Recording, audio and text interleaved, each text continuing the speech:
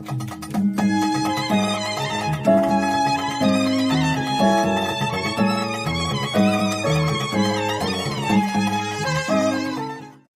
back, everyone. It's Global Card Collectors, and today I am with Pang Ming, and you can find him on YouTube at his YouTube channel called Courtside Investor. He's also on Instagram at the Card Boss 2021. Definitely check out his Instagram page because he's got some ridiculous cards, so you should definitely check him out. Now, I'll tell you a little story about how I found out about him, actually. What ended up happening was I was looking through YouTube, and then this video popped up, and it was with a former guest of the channel, actually. Revi Mayuyu was a former guest of ours, and it was about him selling up his big card collection. And I was like, that's really sad. And then I was like, well, at the same time, I've kind of never seen this channel before. And so I started looking through his stuff, and he really does have a lot of great guests from the Asia Pacific region and a lot of insights from, investors from Macau, Hong Kong, Philippines, and I guess from his own place from Malaysia. So Pang Ming, welcome to the channel. Do you want to just introduce yourself and tell us a little bit about yourself as a collector? Oh, thanks for having me, man. You kind of summed up everything pretty well already. Perfect. So I started collecting a long time back. I think most of us are early 90s. So sports cards in the early 90s. Penny Hardaway was the one that collected early on. But early years was just kind of like just a little side PC, nothing really big. I didn't have any big cards back then. But where I did a big transition was I went into Magic the Gathering in early 1997. Okay. And I played professionally for 17 years. Wow. So I kind of got out of the sports card market for 17 years. Okay.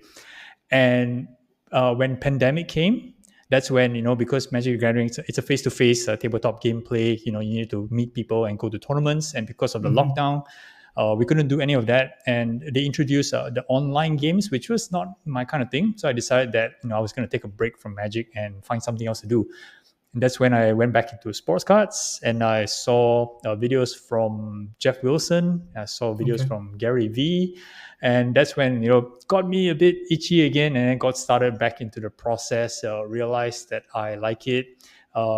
Started from the very basics, from learning how to grade, learning what's PSA 10, learning what's Beckett, everything back to basics, learning what comps is, and learn through the process for a couple of years, and decided to quit my corporate job. And I'm doing this full-time, buying and selling sports cards online, as well as doing this podcast on the side.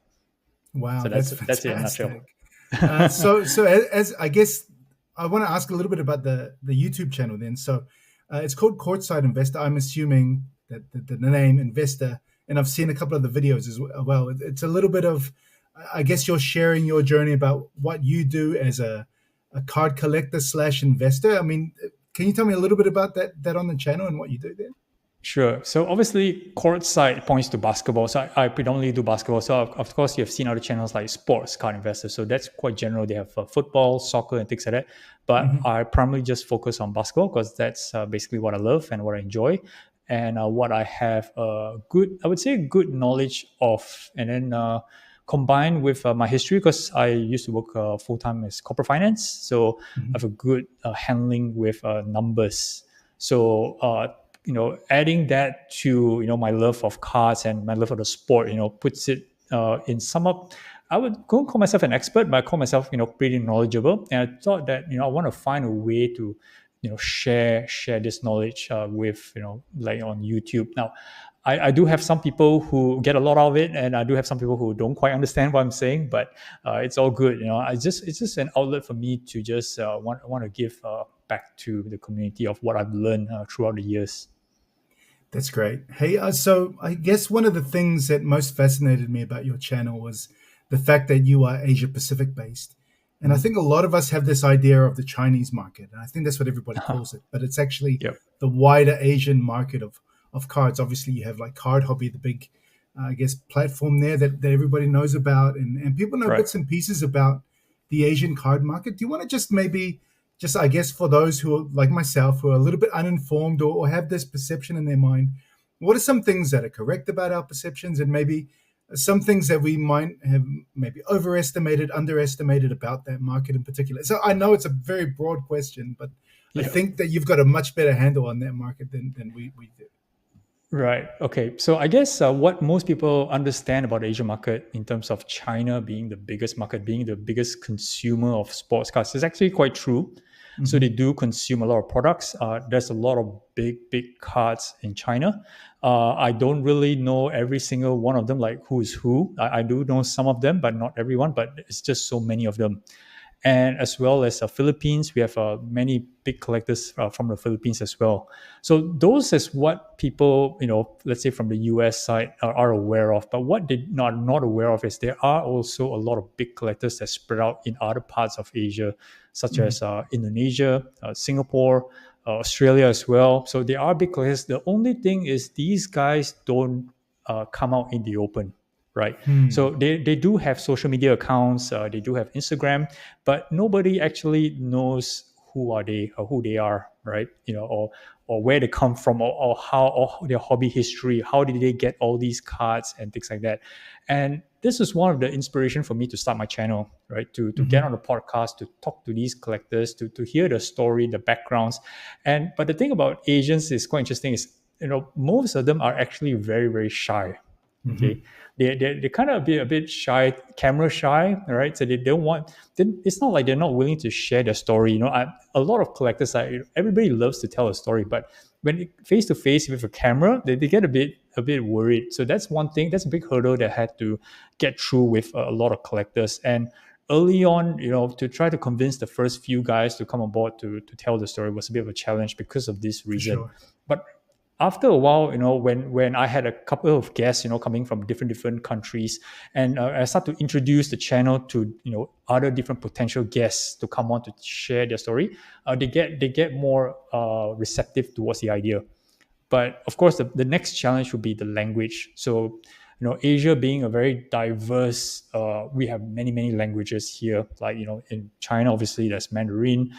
There's Hong Kong. There's Cantonese. Philippines has their local language. Indonesia has their local language. Everybody speaks a little bit of English, but not fluent enough for them to be confident to share their story. So Mm-hmm. that's a thing that I'm trying to overcome, to get more people to be more confident to share the story, and of course with help of technology to help to bridge the translation part and to get their stories out there so the world can know how big the collector market is from this part of the world. I guess that leads me almost naturally to the next question about how big that market is. And I guess one of the big indicators of how large that market would be that ASCC show in Macau recently. Do you want to just maybe just talk us a little bit through what the show was like? Because we've had guests here.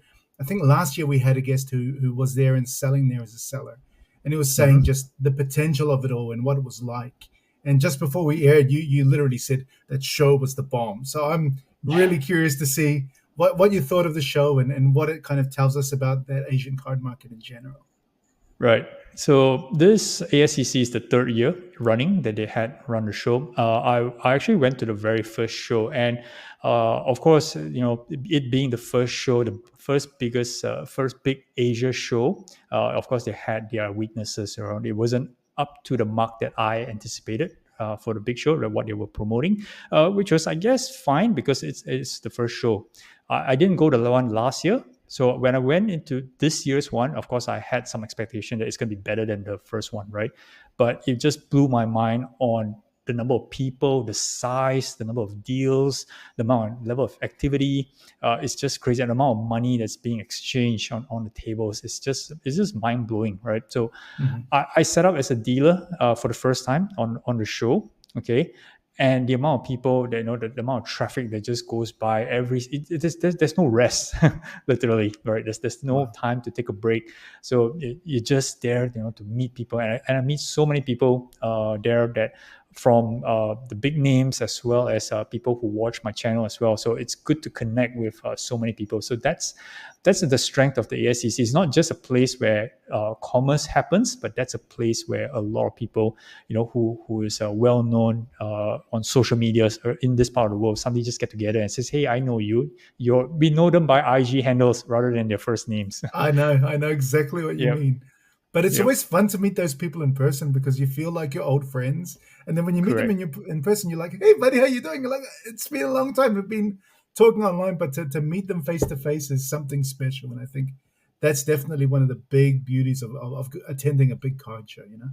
And to add to the point of Asians being shy, because a lot of the Instagram doesn't actually show their profile photos or how they look Mm-hmm. like. So, but when you come to meet up, because I have a channel, right? So obviously my face is recognizable in a sense. So somebody come up to me and says, "Hey, I know you, Courtside Investor, or you're a car boss." Yeah, yeah, yeah. And you are, and he mentioned his name, and I wouldn't ring a bell. But when he says IG, oh, I know you. So recognize people from the Instagram handles is quite a funny thing to Yeah, it's happens during the amazing. show. It's amazing. Yep.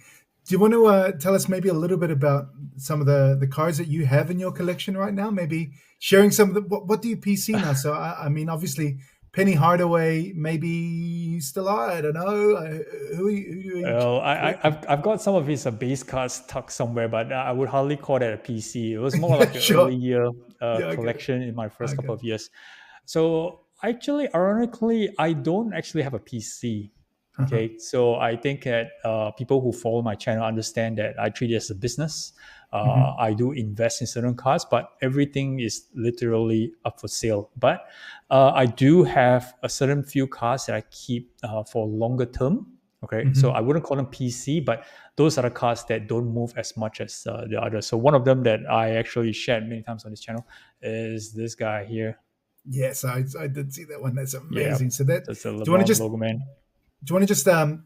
read it through for the listeners because we have an Yep. It's a podcast it's as a well. it's a 2012 National Treasures LeBron James logo man number 25. This is a BGS 9 slab. It's the highest graded copy, and it's him in his Miami Heat jersey. Hmm. As you know, LeBron played for Miami for 4 years, so there were 3 years of National Treasures, of which he had logo mans in his Heat jersey playing days. So this is one of them. So we have multiple LeBron logo mans over the years, but there's so few Heat jersey one. This is one of them, and it's one of the highest grade available at BGS 9.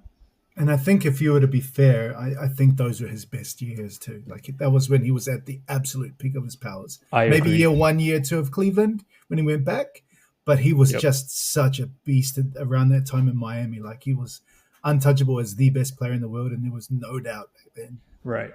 Yeah. I'm not a fan of LeBron as a player, but Hmm. I'm a huge fan of the game. So whenever the game or the series is interesting, I'm definitely a fan of that. And the Miami Heat run during that 4 years, I was a complete fan of the Heat team that was very dominant during that 4 years, and of course LeBron being in the center of it. Yeah, for sure. Do you want to tell us a Yep. little bit about it? Because I did obviously watch a little bit of your Instagram page. Do you want to tell us a little bit about the give and take that you had? Because from memory, there was a Jordan auto card that you Yep. had, and there was a deal that happened there. Do you want to just talk us through that? Correct. So typically, my deals, the one that I buy and sell, are generally, I try to keep it within $10,000 or less, US dollars or less. Typically, the deals. But at one point, starting end of last year, I started to scale up that number to like 25 to maybe like 30,000. So it's a good up the scale. But I wanted to set a challenge for myself to try to eclipse the $100,000 mark, to try to see whether or not I was able to acquire a big card. Acquiring a big card doesn't mean that you have like a check or a cash and pay 100K, but more of a consolidation of cards in a deal to acquire something big. So I actually successfully acquired Michael Jordan 1998 Upper Deck game jersey, the first year Chicago Bulls game jersey, autograph jersey card. That's number 223 in a BGS 9.5. So it's a big card. Okay, Hmm. no secret on that one. I paid close to about 150K in terms of value for that card. So it's a massive card. Monster. Of course, when I posted up, everybody was like, wow, wow, wow, right? So awesome card. But deep in my heart, I knew it was something that I could not hold for a long period of time because it was an expensive card, no doubt, and it had potential to grow, but it was weighing down on my business. So obviously, I needed capital to continue to run my business, but that's 150K, stuck on one side, not being able to do anything, and even the incremental value is not certain, right? Or for how long. So, Hmm. of course, shortly after, I made the decision to move to Jordan, but on the condition that this is a condition I set for myself, right? Not for anybody. On Sure. the condition that I would acquire another piece of lesser value, of a similar nature, where I can hold longer, as well as getting a substantial sum of money to put back into my business. And the LeBron piece was exactly that, along with this piece here, which is this Kobe Yeah. NT tag, half tag, you call it, right? There's number Unreal. 3 from 2013 NT. So these two pieces were the ones that I got back in addition to the money that when I actually sold the Jordan, and the money went back into the business. So I feel a bit more comfortable with these two pieces. I'm not saying that Jordan's better than LeBron, LeBron's better than Jordan, but from a business standpoint and investor standpoint, I kind of feel more comfortable holding on to these two than that massive, massive Jordan.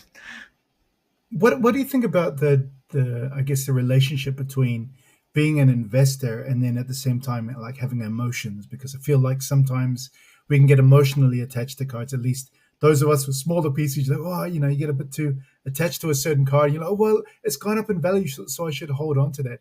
Any advice for those of us who are a little bit like that, and how you're able to say, no, I've got to think about this logically, and I know that on your channel you talk through the decisions that you make, and Yep. it's really really clear in that sense. So maybe just some advice for those of us who are much smaller collectors like myself, but at the same time want to, like you say, consolidate our collections. And I want to go from having a bunch of bulk to a smaller collection, but with cards that I guess hold more value, or then ones that I'm able to move on, I guess, a little bit more freely. Right. So I guess the starting point is you need to be very clear of what you want. So a lot of people, they love everything. I want an expensive car. I want this. I want that. But Mhm. I want a lot of money. I want my cars to move up in value. I want my cars to increase. But it's nice to have all of that. But in reality, it's difficult to achieve all of it at the same time. Right. So you got to be very Mhm. clear of what you want. So for me, I treat sports car as a business. So obviously, the objective of the business is to grow in terms of size and financials as well. So I will prioritize that over anything else, and that means that I'll be willing to sacrifice certain cards that I would have so-called emotional attachment to. So one of the examples I can actually clearly give was I used to have 2017, I think 2017, Kobe Bryant flawless autograph number to 10. So it was a gold auto, flawless gold. There's no patch on it. All right. Momentous auto is number 10 out of 10. And I graded it myself for PSA 10. Okay. Wow. So yeah, I love that card. It's a aesthetically pleasing. Of course, I bought it cheap because I bought it before the pandemic, and I graded myself. So obviously, it's worth way more than what it is today. Okay, what it was back then. But I told myself, look, if I were to sell everything else, all right, this would be the last card I would keep, because I just love the aesthetic part of the card, and I brought that card to every single show that I was a part of, and I put a really ridiculous price tag on it, just because I have that emotional sentiment towards it, Uh-huh, uh-huh. and never expecting it to move. Okay, until I went to the ASCC and I got an offer for it. And the moment I got a realistic offer for the card, my brain just turned into business mode and says, "Yep, you can't pass on this offer, right? It's a valid offer. It's something that makes a lot of sense. It's going to help your business and things like that." And within, I would say, 5 minutes, that process, the decision making was done within 5 minutes. So That's I guess the interesting. advice is you need to be able to know how to turn the switch on what's important in terms of your main objectives. If you love to collect cards, like if you love Kobe and your objective is to have the nicest Kobe Bryant collection, then obviously you work towards that, and then you start to Mhm. move cards that you don't feel much more attachment to. But in this regard, having emotional attachment to certain cards makes you just have to disregard the value. So you can't say that I love this card because it's valuable. You got to love this card because you love the card. So a lot of people cannot draw the distinction between value and the love for the card itself. It's very interesting because I had that on a smaller scale. We had a card show here in Istanbul, and there were probably, I think there were over 2,000 people that attended. It's the biggest show in the country. Hmm. and it was the night before the Eurobasket finals, and Alperen Şengün was playing, and so I Hmm. brought all my Şengün cards on the day, and I was really emotionally attached to a lot of these cards because I'd prospected the guy for years, and Yep. finally this was the day that I was going to get paid. And Yep. it really hurt for a minute to kind of let go of the card and go, I've let that one go now. All right. But then I thought about it from a wider perspective. Like, this is how much I invested into it, and this is how much I'm catching up for now. And now I can buy other cards that I like. At the same time, Right. if I want to go back and collect the Schengen cards because I really want them, I know that the card that I sold is still out there in the market and I can pick it up for probably a lower price. So I Yep. think I think you're right about the idea of flipping the switch because it almost felt like that for me. But and I'm a small time collector, whereas you have had this background in finance, so you understand the logic a lot more. But for Yep. me, I guess sometimes that emotional pull to the cards is definitely a different battle. Yeah, I mean, I had a guy who come up to me during the show itself, and he showed me a card, which was an expensive card, right? So a couple $100,000 USD, Wow. and he told me, he said, somebody made me an offer for me. Should I sell it? So I asked him a question, right? Did you pay a lot less for it? He said, yeah, I was in it for way, way less. It's a huge amount of profit. Okay, so what's stopping you? And he said, obviously, I can't buy back the card again once I sell. They say, all right, then don't sell, right? If you love the card so much and you think that you're not going to buy, don't sell. And then it says, well, it's a lot of money, then sell. So Yeah, sure. so then they said, yeah, but I can't bring myself to sell. Then why are you asking me for? So sometimes is this is I guess some people just need some affirmation of what they should do, but Mhm. the thing is in their mind they're not very clear of what they want. So no matter whether it's yes or no, it's never the right answer. So Very you yourself interesting. have to know what is it that you want. It's okay to seek affirmation from other people or advice from other people, but it's more to if it's to kind of like to uh, agree with what you're thinking, that's great. And if disagree, why? That's fine. Okay, but you yourself have to know what is it that you want, and I think a lot of people struggle with that. I remember we attended a card show in Germany, and there was this card collector named Zed Cards, and he has this incredible Michael Jordan autograph collection, like this Hmm. beautiful display box with just, I would say, probably 40 or 50 different Jordan autos, one of ones, all sorts of things. And Yep. I was stunned. I was looking at the display box, and this might be the best Jordan collection I've ever seen in my life. While my buddy was there, he was saying that there was a person who was buying and selling sport cards, and he went there to him, and he said, "I saw the last comps on that Jordan over there." And he points to one of the Jordan cards, and he's like, "So I saw that one was selling for $240,000." It's like, yeah. I said, "Well, I'll offer you 320 if you want to sell it." And he just immediately said no, just immediately said no. So I think Right. you're absolutely right. There are these monster collectors as well who have these ridiculously expensive collections, but their line is, I'm not going to sell it because my thing is to have the best Jordan autograph collection that I can. So I'm not going to break up my collection. Whereas I think the approach that you're taking is like, I love the Kobe card, but all of the logic in my head tells me I got to sell it right now. Like, this is the best move for now. I might not get it back, but that's okay. This is a great price for me for now. I can reinvest it into my business, and that's the right choice. So it's very Exactly right. interesting. Exactly Yeah, right. Yep. yeah. I guess it's definitely a lesson for those of us like myself who have a much smaller collection, and that's fine. I think there's all sorts of different collectors from all sorts of different walks of life. If you were to start your collection again, or if you were to start a business from scratch and you had, I'd say, let's say $1,000 to spend. What would you do if you're a brand new collector to start? I'm just wondering from a big collector's perspective, how would you start again? I think in the current climate where we Hmm. are, I think it's a bit difficult because I think everything is kind of overpriced at this moment, Hmm. right? I mean, from if you want to pick a good investment with just $1,000, it's going to be a bit challenging, right? If you Hmm. said that if it was going to start with $10,000, Hmm. then I say then the options are a bit more, right? Okay. I would buy some Kobe autographs. I'll buy some Steph Curry's rookies. I think these are safe bets. I would say in the next couple of years as well, or maybe some LeBrons. But $1,000 is a bit hard. To really see some meaning. It's good.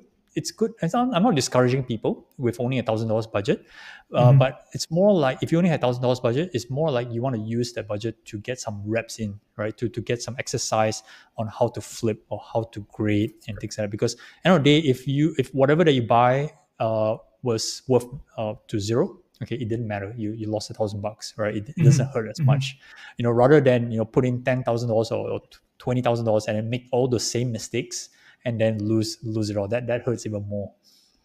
I like that advice a lot, actually. Like, just get your reps in, learn Yep. how to flip, like Yep. lots of small deals, and just Yep. figure out, learn how the game works. I think that's really, really Right. great advice, actually. Yeah, Yeah, lots of it's fun. it's okay. It's okay to lose money. I think a lot of people struggle the fact that you can lose money in Mhm. this, so they're not willing to take the loss and they rather hold a card, which I think is even worse. So that's something that even I advise some of my local Malaysian collectors as well who've been holding certain cards for extended period of time, whereby they shouldn't. They're saying things like, look, I can't buy these cards that I want because I don't want to put new money. So the only way for you to actually buy them is to sell things that you have, but you're not willing to sell because you're kind of like underwater on those cards. Mhm. So you have to make a decision of what exactly you want. Yeah, very interesting. Like, definitely, I think a lot of collectors fear the fact that, oh, you know what, I've taken a massive loss on this and that card, and I can point to a lot of cards that I bought in Yep. 2021 and have Yep. taken losses on, big losses on, and it's fine because it balances out. Because, like I said, I took my lumps to begin with, but I feel like I understand the market a little bit better now. And even though I'm Yep. not investing in huge cards, I know that from the last, I guess, the moves that I've made in the last year, I think thanks to people like yourself who've come on the show and have talk me through what they've done to be successful, and just following their guidance, and making small steps here and there, and understanding the market well. It's Correct. definitely helped me, and I think my collection is consolidated. I've been able to earn a little bit of money on top as well when I've been able to Yep. sell cards. So I think you're right. That first, if I were to start again with $1,000, I would be making small investments in the idea to flip them, maybe quickly, maybe a couple of months afterwards, maybe prospecting on one or two players to begin with. But Correct. do Correct. you think that if the more you are getting into this collecting thing, I think this leads me on to my next question. Initially, I was looking at prospecting a lot. Like, Mhm. for example, the Shengun prospect was a really obvious one to me, and so I invested what I thought at the time was quite a lot of money in that sort of thing. Mhm. But now I would probably be looking more at the goats cards. I'd be looking at like a guy like Steph Curry, who's gonna, when he retires, his card value is only going to go up. Someone like, Mhm. even Kevin Durant, I think, is way undervalued right now. Or Mhm. maybe you're looking more at the big goats like the Jordans and the Kobe's and the LeBrons. Has your perspective changed as a collector? Were you prospecting in the past and now you're a little bit more conservative? Any thoughts about yourself as a collector in that sense? It's quite interesting because when I first started, I already had the thought of just going into the goats. Yeah. Okay, Wow. but okay, along the way, my mindset changed because buying into goats, it's safe. It's I think the word is safe, but it's Hmm. less fun because the Hmm. increments are not as great as prospecting or Sure. grading, for that matter, right? Mhm. So it's because of that I pivoted into prospecting, which was great during the pandemic because everything was up and up. That's Okay, right. That's right. was horrible post pandemic because once you get Hmm. back all your cars, they were worth only a quarter of what you bought them for. Very true. Okay. And one thing that's maintained consistent throughout is the value of the goods, right? They stand the test of time. Okay. Hmm.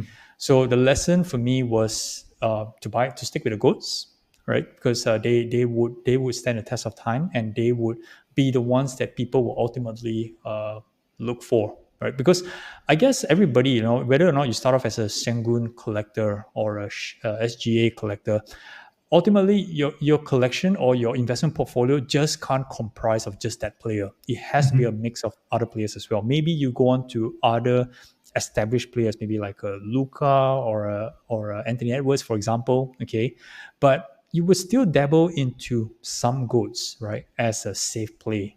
Okay, whether Hmm. is it going to be 10% of portfolio, 20% or 40% of portfolio, that's up to you. But somewhere along the lines, you're going to dabble into it. And the thing about goats is there are a lot of cards to choose from as well. And not every single card is will give a good return.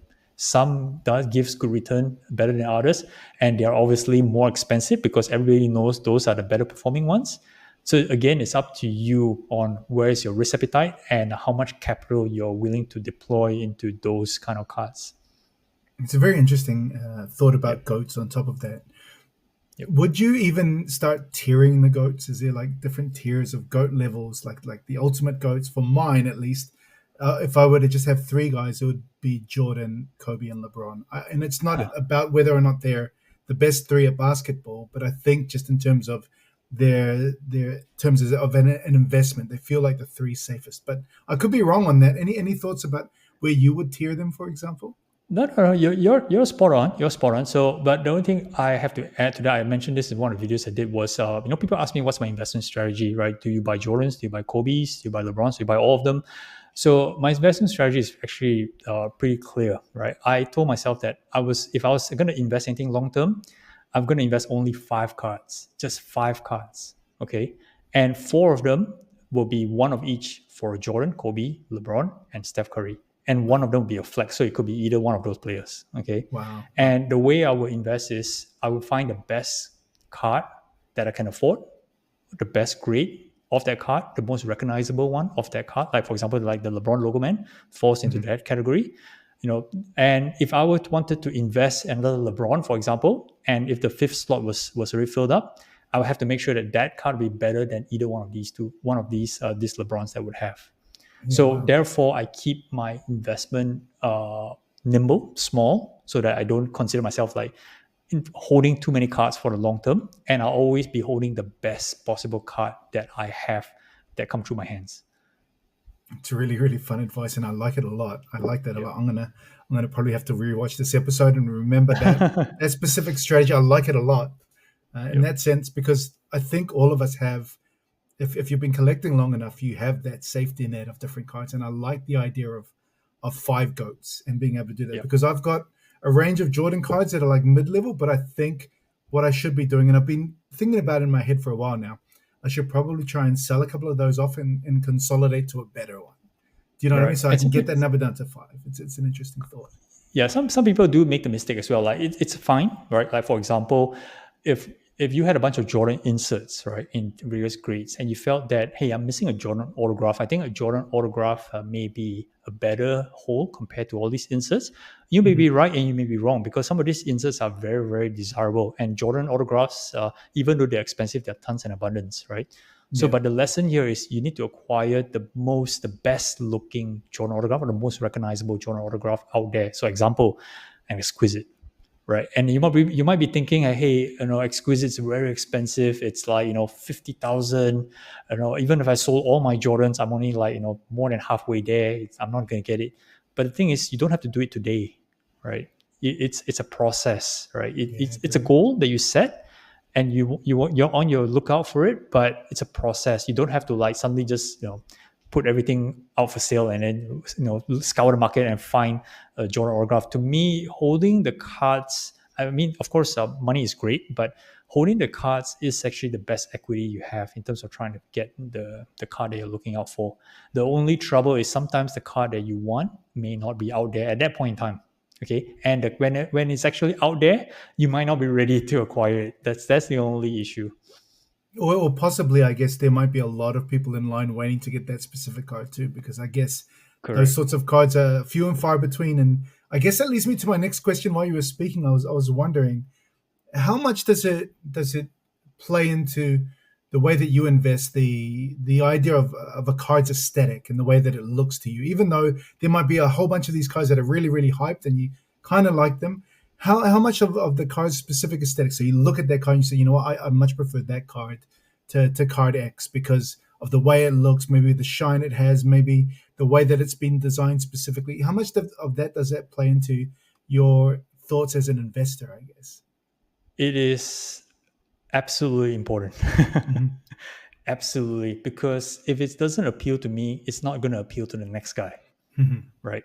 So you can say what you want. That, for example, let's say the logo man, LeBron, right?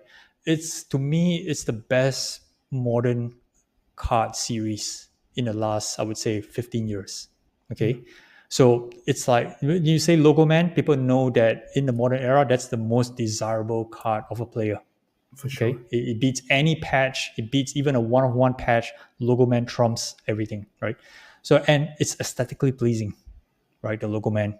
So Mhm. to me, it just ticks the boxes. And if the moment you have the right player, that's a win, right? So obviously, I'm not saying that it's the best card to get, or is, for example, the LeBron's case, is that the best LeBron card to own? Obviously, it's not, but it is the most recognizable because it's one of the most aesthetically pleasing card.